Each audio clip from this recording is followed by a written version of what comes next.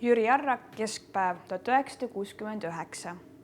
Keskpäev kuulub Arraku varasesse loomingusse, kui ta veel kuulus kunstirühmitusse. Tol hetkel ei olnud tema töödesse veel ilmunud tuulest viidud taignapead või kuidas te soovite nimetada Arraku huvitavaid karaktereid, vaid alles otsis oma maalikeelt ning katsetas. On ta siis ka öelnud, et Ülo Soosteri Vana-Tallinna maalist tulevad augud on hilisemalt tema töid mõjutanud, et ka 60-ndatel tema töödesse ilmusid huvitavad augud.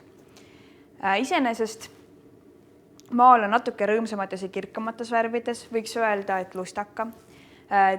Aukudest paistabki vaade Eesti kuppelmaastikule ning siin linna all on midagi kummalist ja põnevat. Kas on see siit välja kasvav taignapea või on rätiku alla peidetud midagi muud sürreaalset.